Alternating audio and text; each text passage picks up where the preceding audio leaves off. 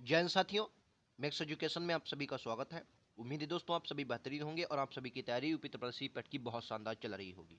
ठीक है, तो दोस्तों आप सभी की तैयारी को और भी मजबूत बनाने के लिए मैं आप सभी के लिए टॉप 40 क्वेश्चन लेकर आया हूं, जो जीके जीएस के 110% आपको एग्जाम में देखने को मिलेंगे। और ये क्वेश्चन दोस्तों सिलेबस के अनुसार हमने रखे हैं। बहुत ही बेहतरीन क्वेश्चन है, तो चलिए बिना देरी के शुरुआत करते हैं। ठीक है, उससे पहले मैं आप सभी को बता दूं, यूपी टीएसपीएससी पेट 2022 के एग्जाम को फतेह करने के लिए हम लेकर आ रहे हैं संभावना सीरीज। ठीक है, और ये संभावना सीरीज दोस्तों कब आएगी? आपकी 5 तारीख से आएगी, 5 तारीख से। ठीक है, इसमें हम लोग प्रश्नों के माध्यम से, जैसे हिस्ट्री के ज़्यादा हैं तो लगभग 200 क्वेश्चन, ज्योग्राफी के 100, इस तरीके से हम लोग पूरा सिलेबस रिवीजन संपूर्ण सिलेबस का कर रहे होंगे। और लगभग 15 तारीख से, जो मतलब 16 तारीख को आपका 15-16 का एग्जाम होना, उससे पहले हम लोग इसको समाप्त कर रहे होंगे। ठीक है, संभावना मतलब क्या होती है दोस्तों? संभावना सीरीज मतलब संभावना है कि वहीं से आपको क्वेश्चन मिलेंगे। संभावना सीरीज आप सभी के लिए बहुत इंपॉर्टेंट होगी, मैं लेकर आऊंगा, तो आप सभी एक बार जरूर देखें। ठीक है, 5 तारीख से एक आपकी शुरू होगी। चलिए शुरुआत करते हैं। आज के तबीयत बहुत बढ़िया नहीं है, लेकिन फिर भी आप सभी के लिए बहुत अच्छा करेंगे। उम्मीद है आप सभी को अच्छे से हम लोग समझेंगे। क्वेश्चन कह रहा है, हड़प्पाकालीन स्थलों में अभी तक किस धातु की प्राप्ति नहीं हुई है? क्वेश्चन का राइट आंसर क्या होगा? सोना, लोहा, तांबा या चांदी। तो आप सभी को याद रखना है, लोहा इस क्वेश्चन का राइट आंसर होगा। तो ऐसा क्यों है समझिएगा। लोहा दोस्तों जो आया वो उत्तर वैदिक काल में। वैदिक काल आपने सुना, वैदिक काल दो भागों में, ऋग वैदिक काल, उत्तर वैदिक काल। ठीक है, ऋग वैदिक काल में भी लोहा नहीं था। लोहा जो आया वो ये उत्तर वैदिक काल में आया। किसमें दोस्तों? उत्तर वैदिक काल। अच्छा, इसके प्राथमिक जो लोहे के साक्ष्य मिले वो अतरंजी खेड़ा से मिले। कहां पर दोस्तों? अत एक मिनट दोस्तों, ये अतरंजी खेड़ा से, अतरंजी खेड़ा से हमें पहले लोहे के साक्ष्य मिले। ये बात आप सभी को याद रखनी है। क्लियर है? चलिए अगले क्वेश्चन पर हम लोग चलेंगे। अगला क्वेश्चन आप सभी की स्क्रीन पर ये रहेगा। राइट आंसर क्या होगा? क्वेश्चन नंबर 2 साथ जाएंगे। क्वेश्चन नंबर 2 कह रहा है शिशुनाग वंश का वह शासक जिसके शासनकाल में वैशाली में द्वितीय बौद्ध संगीत का आयोजन हुआ। संगीतियां आपके एग्जाम में बहुत बार एग्जाम में आई, और ये द्वितीय बौद्ध संगीत कहाँ पर हुई थी? सबसे पहले याद रखेंगे वैशाली में। किसने करवाई थी? तो क्या बोलेंगे? बिल्कुल सही, कालाशोक के समय। और पहली पहली जो हुई थी वो राजगृह में हुई थी। राजगृह किसके शासनकाल में? अजातशत्रु के शासनकाल में। किसके दोस्तों? अजातशत्रु के शासनकाल में। ये बात क्लियर है कि ना? तीसरी पाटलिपुत्र अशोक के शासनकाल में। चौथी कनिष्क के शासनकाल में। कहाँ? कुंडलग्राम कश्मीर में, कुंडलग्राम कश्मीर में। ठीक है, ये बातें आप सभी को याद रखनी, एग्जाम में छपती हैं। ठीक है, याद रखेंगे। अगले क्वेश्चन पर चलते हैं। अगला क्वेश्चन कह रहा चालुक्य वंश का सबसे महानतम शासक कौन था? Very important question. चालुक्य वंश का सबसे महानतम शासक कौन था? भाई साहब क्या बोलेंगे? आप सभी को एक क्वेश्चन पता होना चाहिए। राइट आंसर क्या होगा? पुलकेशन द्वितीय। अच्छा, पुलकेशन द्वितीय क्यों इंपॉर्टेंट है? क्योंकि इन्होंने हर्ष को पराजित किया था। हर्ष को क्या किया? पराजित किया। सर क्या, कैसे, हमें, कहाँ, किस नदी के किनारे? तो कई बार एग्जाम में नर्मदा नदी के किनारे पराजित किया। जानकारी सर कहाँ से मिलती है? तो ये रवि कीर्ति जी है, उनका एक अभिलेख है। कौन सा सर अभिलेख है? एहोल अभिलेख। कहाँ से? एहोल अभिलेख। एहोल, हाँ एहोल अभिलेख से। एहोल अभिलेख से जानकारी मिलती है इसकी। ठीक है, पुलकेशिन द्वितीय के बारे में। ये बात क्लियर है कि ना? चलिए नेक्स्ट क्वेश्चन पर चलेंगे। अगला क्वेश्चन ये रहा, कह रहा गीत गोविंद के रचयिताकार कौन है? जयदेव या गोवर्धनाचार्य, लक्ष्मण सेन या धोई। तो गीत गोविंद के कौन हो जाएंगे? जयदेव। ऑप्शन ए के साथ जाएंगे। ठीक है, इंपॉर्टेंट है, आप सभी को ये पता भी होगा। अगला क्वेश्चन इंपॉर्टेंट है। कह रहा दिल्ली के लाल किले के निर्माण किसने करवाया था? दिल्ली का लाल किला किसने करवाया? रटा होगा किसने? शाहजहां ने। ठीक है, कमेंट बॉक्स में आप सभी को शाहजहां का शासनकाल बता देना है, बहुत इंपॉर्टेंट रहेगा। ठीक है, देखो शाहजहां का शासनकाल है क्या है, आप सभी को बताना है। नेक्स्ट क्वेश्चन, अगला क्वेश्चन कह रहा है कि निम्नलिखित में से किस अखबार ने वर्नाकुलर प्रेस एक्ट 1878 का समर्थन किया था? किसने? देखो वर्नाकुलर जो प्रेस एक्ट था 1878, ये लिटन के समय आया। और इसको रद्द किसने किया था? रद्द कई बार एग्जाम में आया है, रिपन ने। इसको रद्द किसने किया था अगर पूछ लिया जाए तो? रिपन ने क्या किया था दोस्तों? वर्नाकुलर प्रेस एक्ट को क्या किया था? रद्द किया था। क्लियर है? और इसका समर्थन किसने किया था? तेरा किस अखबार ने इसका समर्थन किया था? तो राइट आंसर क्या होगा? पायनियर। पायनियर एक अखबार था, उसने इसका समर्थन किया। ठीक है, अगला नेक्स्ट पर चलेंगे। आगरा में उच्च न्यायालय की स्थापना किसके शासनकाल में की गई? वेरी इंपॉर्टेंट क्वेश्चन, यूपी से रिलेटेड है, तो लगातार आपके एग्जाम में पूछा भी जा सकता है। ठीक है, किसके शासनकाल में उच्च न्यायालय की स्थापना हुई थी? आगरा में। तो इस क्वेश्चन का राइट आंसर क्या हो जाए? बिल्कुल सही, बेल लॉरेंस के शासनकाल में। किसके? लॉरेंस के शासनकाल में। ऑप्शन नंबर ए के साथ जाएंगे। चलिए अगला क्वेश्चन ये रहा, कि 1857 की क्रांति में राम जो था, रामचंद्र पांडुरंग, बहुत बार एग्जाम में आया, रामचंद्र पांडुरंग किसका था? अच्छा, ये कुंवर सिंह बहुत इंपॉर्टेंट है। कहाँ से? बिहार के क्षेत्र जगदीशपुर से इन्होंने क्या किया? नेतृत्व किया था दोस्तों, जगदीशपुर से कुंवर सिंह जी थे। ठीक है, अच्छा, तत्या टोपे जी ये कानपुर से नेतृत्व कर रहे थे। इन्हीं का जो असली नाम था वो रामचंद्र पांडुरंग था। किसका? तत्या टोपे का। ठीक है, नाना साहब का? धोनू पंत। नाना साहब को क्या कहते थे सर? धोनू पंत कहते थे नाना साहब को। क्लियर है? राइट आंसर क्या हो जाएगा? Option number A. अगला क्वेश्चन, क्या स्वदेशी आंदोलन का विचार सर्वप्रथम जन्म किस पत्र में मिलता है? वेरी इंपॉर्टेंट, स्वदेशी आंदोलन कब चला सर? आप सभी को पता होना चाहिए। किसने, अच्छा किसके पत्र में मिला? एक बात याद रखेंगे, 1905 में करजन ने क्या किया? बंगाल विभाजन, सबसे घिनौनी घटना करजन की, ठीक है, बंगाल विभाजन हुआ 1905 में। अच्छा, उसी के विरोध में स्वदेशी आंदोलन चला, ठीक है, स्वदेशी आंदोलन चला 1905 में ही। और सब किसमें? कृष्ण कुमार मित्र, बहुत फेमस है भाई साहब, इन्होंने ही कहा था कि सबसे पहले बहिष्कार किया जाए, तो बहिष्कार का प्रस्ताव भी इन्होंने ही, कृष्ण कुमार मित्र ने ही रखा था। सर्वप्रथम इनके पत्र में भी मिलता है, तो राइट आंसर क्या होगा? डी होगा, ठीक है। नेक्स्ट क्वेश्चन अगला, क्या साबरमती आश्रम की स्थापना कब हुई? साबरमती आश्रम से एग्जाम में लगातार क्वेश्चन पूछते हैं। अभी हाल ही में यूपी लेखपाल का क्वेश्चन, सॉरी एग्जाम हुआ था, तो आपने देखा उसमें आया था दांडी मार्च कहाँ से स्टार्ट, दांडी जो नमक सत्याग्रह थे कहाँ से स्टार्ट हुआ? तो साबरमती से स्टार्ट हुआ था, ठीक है। क्वेश्चन का राइट आंसर विकल्प उत्तर सी होगा। 1917 में क्या हुआ था? 1917 में दोस्तों साबरमती आश्रम की स्थापना हुई। तो 1917 में चंपारण सत्याग्रह आप सभी को पता होगा, ठीक है, चंपारण सत्याग्रह 1917 का बहुत फेमस है, ठीक है। आओ भाई साहब अगला, ये रहा 1917। अगला, क्या निम्नलिखित में से शीतोष्ण, ज्योग्राफी के क्वेश्चन करेंगे, 10 क्वेश्चन हमने हिस्ट्री के संपूर्ण किए, 10 अब 11वां क्वेश्चन ज्योग्राफी का पहला के शीतोष्ण घास के मतलब यूरेशिया, मतलब यूरोप प्लस एशिया, आप ये कह सकते हैं यूरोप प्लस एशिया, वही रूस और हंगरी वाला क्षेत्र, ठीक है, हंगरी वाला क्षेत्र जो है, ठीक है। अच्छा, तो मैं सबको बता दूं पंपास कहाँ पर? सर पंपास ही अर्जेंटीना में है, अर्जेंटीना, ठीक है, अर्जेंटीना। अच्छा, अर्जेंटीना के साथ साथ दक्षिण अफ्रीका पूछा जाए तब भी आप बता देंगे, ठीक है, सॉरी दक्षिणी अमेरिका पूछा जाए क्योंकि दक्षिण अमेरिका यही है। अच्छा, दक्षिण अफ्रीका में क्या होता है? वेल्ड, ये अफ्रीका में पाए जाते हैं, वर्ल्ड अफ्रीका में, ठीक है, दक्षिण अफ्रीका में वेल्ड पाए जाते हैं। स्टेपीज, स्टेपीज कहाँ पाए जाते हैं? सर स्टेपीज कहाँ पाए जाते हैं? ये आपके पाए जाते हैं यूरेशिया वाले मैदान में, ठीक है, जहाँ पर यूरोप और ये हंगरी वगैरह क्षेत्र है। डाउन सर कहाँ पाए जाएगी? ऑस्ट्रेलिया में। कहाँ पर दोस्तों? ऑस्ट्रेलिया में। ऑस्ट्रेलिया में कहाँ पाए जाते हैं? डाउन से पाए जाते हैं, ठीक है। एक और ये कहा था प्रेयरी, क्या बोलेंगे? प्रेयरी, प्रेयरी, तो क्या बोले? उत्तरी अमेरिका, उत्तरी अमेरिका में पाए जाते हैं प्रेयरी, ठीक है, याद रखेंगे। ये छपने वाले क्वेश्चन है जो आपके एग्जाम में बनते हैं। नेक्स्ट क्वेश्चन, क्या इनमें से कौन सा देश भारत के साथ सबसे लंबी सीमा, स्थलीय सीमा बनाता है? 4096 किलोमीटर, कितनी दोस्तों? 4096.7 किलोमीटर बनाता है, वो है बांग्लादेश। अच्छा, बांग्लादेश से सीमा के साथ और कुछ महत्वपूर्ण क्वेश्चन बनते हैं, ये तो सबको पता है सबसे ज़्यादा, लेकिन पूछ ले कि सबसे ज़्यादा सीमा कौन सा राज्य बनाता है, तो क्या बोलेंगे? वेस्ट बंगाल सबसे ज़्यादा सीमा बनाता है। 2 बार सीमा कौन साझा करता है? वो असम है, असम 2 बार सीमा साझा करता है। एक बार देखो इस प्रकार से बांग्लादेश कुछ बना हुआ है, ठीक है, एक बार, और यहाँ पर कौन सा? मेघालय पड़ जाता है, मेघालय यहाँ पर है, ठीक है। अच्छा, ये वाला जो क्षेत्र है ये असम का है, और फिर इधर जाकर मेघालय के एक बार यहाँ पर आ जाता है, ठीक है, और इधर आपका त्रिपुरा वगैरह है। तो 2 बार असम में, ये कई बार एग्जाम में क्वेश्चन आया कि 2 बार सीमा कौन साझा करता है बांग्लादेश से, तो क्या बोलेंगे? असम, और सबसे ज्यादा वेस्ट बंगाल, 3 तरफ से त्रिपुरा, ये तो रटा होगा, सबको घिरा हुआ, ठीक है। नेक्स्ट क्वेश्चन पर चलते हैं, अगला क्वेश्चन, क्या निम्नलिखित में से कौन चीन का सीमावर्ती देश नहीं है? चीन का भैया, चीन के, ऐसा माना जाता है कि चीन जो है सबसे सबसे ज्यादा, माना क्या मतलब है ही, चीन सबसे ज्यादा देशों के साथ सीमा साझा करता है, तो कौन सा चीन का सीमावर्ती देश नहीं है? आप सभी को बता, मंगोलिया रटा होगा भैया, है, ठीक है, रूस भी है, ठीक है, रूस भी है, पाकिस्तान भी है, लेकिन बुल्गारिया ने, अच्छा बुल्गारिया आप सभी को बताना किस देश का, मतलब किस महाद्वीप का देश है, तो क्या बोले? बुल्गारिया, राजधानी सोफिया, बुल्गारिया, ठीक है। और कहाँ पर ये बुल्गारिया? ये आपको हंगरी वगैरह के क्षेत्र में, यूरोप वाले क्षेत्र में देखने को मिलेगा। कहाँ पर दोस्तों? यूरोप वाले क्षेत्र में देखने को मिलेंगे, ठीक है। आओ अगला क्वेश्चन, क्या निम्नलिखित में से कौन सा देश नील नदी द्वारा अपवांछित नहीं होता, मतलब नील नदी का बहाव वहां पर नहीं है? मैंने ये थंबनेल में भी क्वेश्चन रखा क्योंकि मुझे पसंद आया क्वेश्चन। नील नदी द्वारा, नील नदी आप सभी को मैं एक बात बताऊं, नील नदी कैसे निकलती, ठीक है। एक विक्टोरिया झील आप सभी को रटी होगी, सबसे लंबाई, विश्व में सबसे लंबी झील है, और यहाँ से भूमध्य रेखा भी जाती है, ठीक है। तो क्या है? विक्टोरिया झील। यहाँ से जो दोस्तों नदी निकलती है उसे श्वेत नील कहते हैं, श्वेत नील कहते हैं, ठीक है। यहाँ पर है, इधर है आपकी इथोपिया की उच्च भूमि, क्या बोलेंगे? इथोपिया की उच्च भूमि, यहाँ से आपकी नील, नील नदी मतलब ब्लू नील निकलती है, सॉरी कैसी? ब्लू नील, ब्लू नील निकलती है, ठीक है। और ये दोनों जाकर इस तरीके से कहाँ पर मिल जाती है? सूडान में। कहाँ पर दोस्तों? सूडान में जाकर मिल जाती हैं, और सूडान के बाद ये नदी कौन सी बन जाती है? इसी नदी को हम लोग क्या? नील नदी कहते हैं। इसी नदी को फिर क्या कहते हैं? नील नदी कहते हैं। क्लियर है आप सभी को?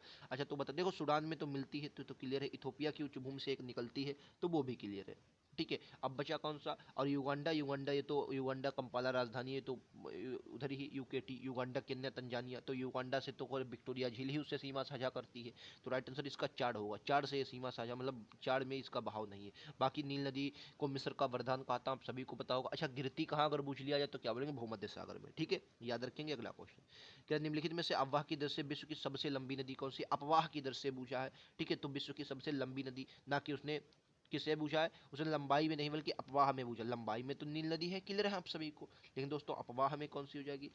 विश्व की अफवाह क्षेत्र की दृष्टि से विश्व की सबसे लंबी नदी पूछा गया है, तो क्या बोले?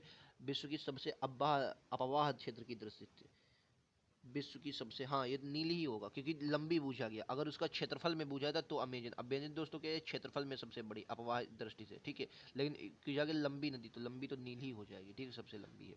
अच्छा, अमेजन नदी बहती कहाँ है? तो दक्षिण अमेरिका में। कहाँ पर दोस्तों? दक्षिण अमेरिका महाद्वीप में बहती है, याद रखिए, दक्षिण अमेरिका महाद्वीप, साउथ अमेरिका। क्लियर है? आ जाओ भाई साहब अगला क्वेश्चन। अब हम लोग जो इकोनॉमिक्स के क्वेश्चन करेंगे। कह रहा है जीएसटी परिषद का मुख्यालय कहाँ है? आप सभी को बताना है, साथ ही आप सभी को ये भी बताना है कि जो जीएसटी परिषद होता है इसका संविधान में, जीएसटी काउंसिल या जीएसटी परिषद कह लो, इसका संविधान में वर्णन कहाँ पर किया गया, ये भी आप सभी को बताना है, ठीक है दोस्तों। अच्छा, राइट आंसर इसको ऑप्शन नंबर सी होगा, दिल्ली, आप सभी को रटा हुआ, ठीक है। इसके जो मुख्यालय, जो मुख्य होते हैं, तो वो वित्त मंत्री ही इसके मुख्य होते हैं, जैसे निर्मला सीतारमण वर्तमान में हो जाएंगी जीएसटी के, ठीक है। अगला, भारत में हरित क्रांति कब शुरू हुई? वेरी इंपॉर्टेंट क्वेश्चन, रटा होगा आप सभी को, बताने की जरूरत भी नहीं है। ये बात है 1966-67 की, और इसमें तीसरी पंचवर्षीय योजना मानी जाती है। हालांकि तीसरी पंचवर्षीय योजना 66 में जो थी शुरू खत्म हो गई थी, लेकिन माना जाता है, ठीक है। अगला ये रहा, सेंट्रल बैंक ऑफ इंडिया के पहले अध्यक्ष कौन थे? ये अच्छा क्वेश्चन हो सकता है और आपके तोते भी उड़ा सकता है। सेंट्रल बैंक ऑफ इंडिया के पहले अध्यक्ष कौन थे? आप सभी को बताना, central bank of India. Question number 18 के साथ जाएंगे। ऑप्शन नंबर ए होगा फिरोज शाह मेहता, फिरोज शाह मेहता, आप सभी को याद देना, ऑप्शन नंबर ए हो जाएगा, ठीक है। अगला क्वेश्चन दोस्तों, ये अगला क्वेश्चन थोड़ा पुराना क्वेश्चन है, लेकिन मैं आप सभी को बता देता हूँ, ये अब वर्तमान में बदल चुके हैं, कह रहा है, ठीक है। ये ऑप्शन आपके सभी गलत हो जाएंगे। कह रहा है, क्वेश्चन क्या कह रहा है समझिएगा। क्वेश्चन कह रहा है कि जो नीति आयोग के वर्तमान में सीईओ कौन है? तो सीईओ और पूछा जाए, या आपका पूछा जाए सीईओ पूछा जाए, या आपका पूछा जाए क्या बोलते हैं यार, सीईओ और उपाध्यक्ष। तो उपाध्यक्ष जो हो जाएंगे वो सुमन बेरी हैं, और सीईओ वर्तमान में कौन है? परमेश्वरन अय्यर। क्या बोलेंगे?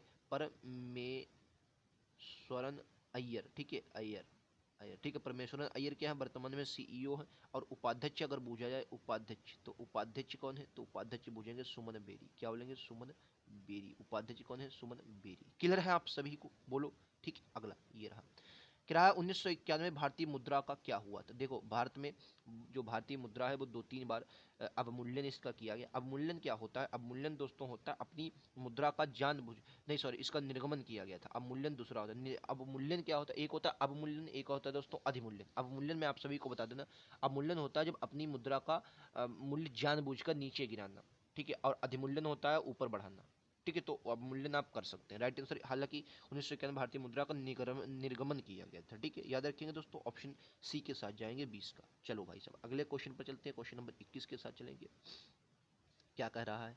ये आपको दिए गए हैं और ये आपको कोड दिया, मतलब ये बताना है कौन सी चीज़ कहाँ से लिए गए, कुछ बातें आप सभी को पता होनी चाहिए। ये तो रटा होगा यार, राज्य के नीति निर्देशक कहाँ से? आयरलैंड से, ठीक है। तो ए का दूसरा हो जाए। मूल अधिकार अमेरिका से, पता होगा, ठीक। संवर्ती सूची ऑस्ट्रेलिया से, और ये आपको राज्यों का संघ है, ये कनाडा से लिया गया, ठीक है। मिला लो, चाहे मिला लो, या वरना आपको ऐसे ही रखना है। राज्य के नीति निर्देशक ए का दूसरा, ए का दूसरा कसमें है भाई सब इसमें है, लेकिन फिर बी का चौथा, हाँ ये भी है, और सी का तीसरा, ठीक। ऑप्शन ए सी के साथ जाएंगे भाई साहब, ठीक, डी के साथ। अगला क्वेश्चन नंबर 22, क्या भारत के संदर्भ में निम्नलिखित में से कौन पंथ निरपेक्ष शब्द का सही भाव व्यक्त करता है? पंथ निरपेक्ष भारत क्या है?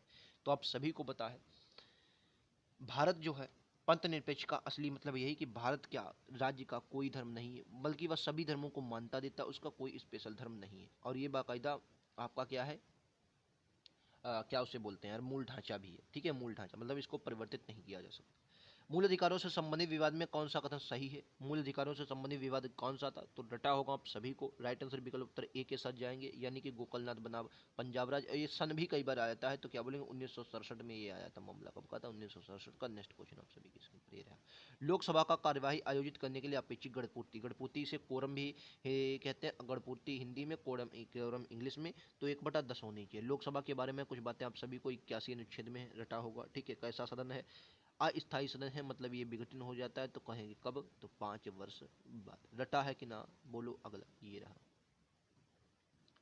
अब हम लोग करेंगे साइंस के क्वेश्चन, 5 होंगे, नहीं सर, पॉलिटी का एक और क्वेश्चन है। कि रहा है, संघ और राज्यों के मध्य वित्तीय संबंधों की विवेचना कौन करता है? संघ और राज्यों के मध्य जो वित्तीय विवेचना है, इनका कौन करता है? तो अनुच्छेद 268 से 293 के अंतर्गत, 268 से 293 के अंतर्गत बी क्वेश्चन का राइट आंसर है, ठीक है। चलो भाई साहब अगले क्वेश्चन पर चलते हैं। अगला क्वेश्चन आप सभी की स्क्रीन पर क्या रहेगा, आइए देखते हैं। अगला क्वेश्चन साइंस का है। कह रहा विटामिन ए का समृद्ध स्रोत क्या, मतलब विटामिन ए जो है ये कहाँ से प्राप्त की जा सकती है, आप सभी को बताना है। तो विटामिन ए आप सभी को रटा होगा यार, राइट आंसर विकल्प उत्तर क्या होगा? डी के साथ जाएंगे, कोड लीवर ऑयल। क्या बोलेंगे? Cod liver oil, option number D के साथ जाएंगे, ठीक है। आओ अगला क्वेश्चन ये रहा आप सभी की स्क्रीन पर। कह रहा रक्तचाप में उच्चतम बिंदु बिंदु क्या कहलाता है? जो रक्तचाप होता है इसका उच्चतम बिंदु क्या कहलाता है? आप सभी को पता है रक्तचाप में उच्चतम बिंदु क्या कहलाता है? 27 का राइट आंसर हाइपर टेंशन। क्या कहलाता है? हाइपर टेंशन कहलाता है। Option number C hypertension कहलाता है। ठीक है, अगला क्वेश्चन कह रहा कौन सा विदूषक घटक मानव के लिए सबसे अधिक हानिकारक है? कौन सा प्रदूषक जो घटक होता है वो मानव के लिए सबसे अधिक हानिकारक होता है? क्वेश्चन नंबर 28 का आप सभी को जवाब देना है। ये कार्बन मोनोऑक्साइड होता है। बहुत इंपॉर्टेंट है क्वेश्चन, कई बार एग्जाम में आया, CO इसे बोलते हैं। ठीक है, कार्बन डाइऑक्साइड हालांकि इतनी खराब नहीं होती जितनी ऐसा माना जाता है कि धुआं से सबसे ज्यादा कार्बन ऑक्साइड ही निकलती है, कार्बन मोनोऑक्साइड निकलती है। ठीक है, आओ अगला ग्रह संहति और ऊर्जा के बीच किसने संबंध स्थापित किए? वेरी इंपॉर्टेंट, संहति और ऊर्जा के बीच किसने संबंध जो थे वो स्थापित किए थे? तो 29 का राइट आंसर क्या होगा विकल्प उत्तर भैया? बिल्कुल सही, ऑप्शन बी के साथ जाए, आइंस्टीन ने स्थापित किए थे। ऑप्शन नंबर किसके साथ जाएंगे? बी के साथ जाएंगे। अगला क्वेश्चन क्या होगा? टार्च में किस दर्पण का प्रयोग किया जाता है? टार्च, अब आप सभी को पता है छोटी दूरी को ज्यादा दिखाने के लिए, मतलब क्या है एक बात बताओ। देखो टार्च ऐसी होती है, बहुत कम होती है छोटी, ठीक है, लेकिन इसका उजाला इस प्रकार से होता है। ठीक है, इस प्रकार से होता नहीं, बताओ तो क्या होता है? ये मतलब क्या होता है? छोटी दूरी को ज्यादा बड़ा दिखाता है। अब जब ज्यादा बड़ा दिखाएगा छोटी दूरी को तो क्या बोलेंगे बताओ? बिल्कुल सही यार, जितने लोग ऑप्शन नंबर सी दे रहे हैं, अवतल, बड़ा दिखाने के लिए अवतलन और छोटा दिखाने के लिए उत्तोलन। ठीक है, तो सी राइट आंसर होगा। ठीक है, सी क्लियर। आओ अब हम लोग स्टैटिक के 10 क्वेश्चन करेंगे कि रहा शतरंज की ब्रांड एम्बेसडर होने वाली पहली भारतीय महिला कौन थी? और ये क्वेश्चन 10 बार एग्जाम में सीधा छपा है। ठीक है, अच्छा तो 81 का राइट आंसर क्या हो जाएगा? बिल्कुल सही। अब हम लोग स्टैटिक के जो क्वेश्चन है, बहुत लोग कोनेरियो हम्पी कह रहे हैं, इनका गलत हो जाएगा। Right answer S Vijaya Lakshmi हो जाएगा। क्या बोलेंगे? एस विजया लक्ष्मी। और अभी हाल ही में जो महिला बनी है वो प्रियंका नुटक्की करके उनका नाम है, वो हाल ही में भी जो बनी है grand ambassador, sorry brand master जो बनी है, शतरंज की मास्टर बनी है। ठीक है, ग्रैंड मास्टर। अगला क्वेश्चन निम्नलिखित में से कुछ पुस्तक को बेंजीन भुट्टो के द्वारा लिखा गया? वेरी इंपॉर्टेंट क्वेश्चन है, इनकी एग्जाम में क्वेश्चन कई बार ये आया है कि बेंजीर जो भुट्टो थे इनके द्वारा कौन सी बुक लिखी गई है? ठीक है, राइट आंसर विकल्प उत्तर ए के साथ जाएंगे, डॉटर ऑफा ईस्ट। ठीक है, डॉटर ऑफा ईस्ट लिखी गई, ऑप्शन ए के साथ जाएंगे। अगला क्वेश्चन ये रहा, गोकुल पुरस्कार संबंधित है, गोकुल पुरस्कार संबंधित है किससे? तो क्या बोलेंगे? गोकुल पुरस्कार किससे संबंधित है?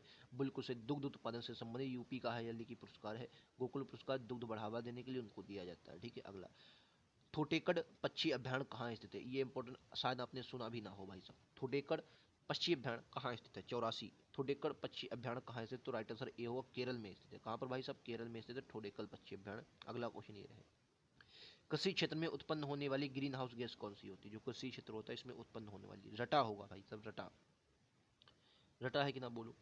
चलिए बिल्कुल सही, ऑप्शन नंबर सी जितने लोग दे रहे हैं नाइट्रस ऑक्साइड। क्या बोलेंगे? नाइट्रस ऑक्साइड, ऑप्शन सी के साथ जाए। अगला क्वेश्चन, क्वेश्चन नंबर 86, ग्रीक की मुद्रा क्या? ग्रीक, एथेंस, यूनान, जो भी बोल दो भाई साहब। ठीक है, ग्रीक, ग्रीस, क्या बोलेंगे? बिल्कुल सही, ऑप्शन नंबर जितने लोग ए कह रहे हैं बिल्कुल सही, यूरो, यूरो हो जाएगी। ठीक, ऑप्शन ए के साथ जाएगी। अगला क्या यूनेस्को की स्थापना कब हुई? विज्ञान तकनीक वगैरह से संबंधित है, यूनेस्को की विश्व विरासत सूची में शामिल होते हैं। आप सभी ने ये क्वेश्चन बहुत बार, 16 नवंबर 1945 को इसकी स्थापना होती है। ऑप्शन नंबर ए के साथ। ठीक है, 16 नवंबर 1945 को स्थापना होती है। अगला क्वेश्चन तेरा, प्रवासी भारतीय दिवस कब मनाया जाता है? प्रवासी भारतीय दिवस, प्रवासी मतलब NRI दिवस। ठीक है, और इस दिन महात्मा गांधी भारत आए थे, इस दिन महात्मा गांधी क्या आए थे? भारत आए थे। और ये बात दोस्तों कब की है? तो रटा होगा आप सभी को, ये बात है 9 जनवरी को, 9 जनवरी को मनाया जाता है। ठीक है, क्लियर है। चलिए अगला ये रहेगा आप सभी की स्क्रीन पर, 88 89। तेरा भारतीय कला का स्वर्णिम युग किसे कहा जाता है? वेरी इंपॉर्टेंट क्वेश्चन, रटा होगा स्वर्णिम युग किसे कहा है? देखो तो क्या बोलेंगे? गुप्त काल को, गुप्त काल को स्वर्णिम युग कहा जाता है। 2 3 बातें हैं। अगर बोल दिया जाए कि चित्रकला का स्वर्णकाल, क्या बोलेंगे दोस्तों? चित्रकला का स्वर्णकाल, तो क्या बोलेंगे? जहांगीर के शासनकाल को, जहांगीर के। अगर मुझे स्वर्ण कला मतलब स्वर्ण युग किसे कहा जाता है? स्वर्ण कला, स्वर्ण युग मतलब सॉरी स्थापत्य का स्वर्ण युग, ये तो चित्रकला का स्वर्ण युग पूछा जाएगा। और अगर पूछ लिया स्थापत्य का, स्थापत्य का, तो क्या बोलेंगे? ये आज आपके आ जाएंगे शाहजहां। कौन आ जाएंगे आपके दोस्तों? शाहजहां आ जाए। एक मिनट दोस्तों, ये कौन आ जाएंगे आपके? शाहजहां आ जाएंगे। ठीक है, शाहजहां, शाहजहां जो थे ये क्या थे? ये शाहजहां के बारे में आप सभी को याद है, स्थापत्य इन्होंने ज्यादा बनाया, तो स्थापत्य का स्वर्ण युग शाहजहां के शासनकाल को कहा जाता है। अगला क्वेश्चन आपका अंतिम क्वेश्चन तेरा, पंडित शिव कुमार शर्मा किस वाद्यंत्र से संबंधित? पंडित शिव कुमार शर्मा किस वाद्यंत्र से संबंधित? ये एक मिनट यार, कुछ ज्यादा हाल लग जा रहा है भाई साहब, माफी चाहेंगे। ठीक है, कह रहा है क्वेश्चन कि पंडित शिव कुमार शर्मा किस वाद्यंत्र से संबंधित थे? तो राइट आंसर क्या हो जाएगा? बिल्कुल सही, ऑप्शन 90 का जितने लोग ऑप्शन बी दे रहे हैं संतूर बतख बिल्कुल सही है। तो दोस्तों 40 क्वेश्चनों में आपका स्कोर कितना रहा ज़रूर बताएंगे, और लगातार ऐसा ही क्वेश्चन। आज तबीयत बहुत बेहतरीन नहीं थी, लेकिन उम्मीद है दोस्तों 5 तारीख तक हम लोग बहुत अच्छे से करेंगे, और 5 तारीख के बाद संभावना सीरीज जो लेकर आ रहा हूँ एक बार ज़रूर उसको देखेंगे, क्योंकि मुझे लगता है कि वो आप सभी के लिए बहुत इंपॉर्टेंट होने वाली संभावना सीरीज, क्योंकि वहाँ से ही आपको लगभग क्वेश्चन सारे मिलेंगे। ठीक है, मिलते हैं अगले वीडियो में, आज के लिए इतना ही। थैंक यू दोस्तों, जय हिंद, जय भारत।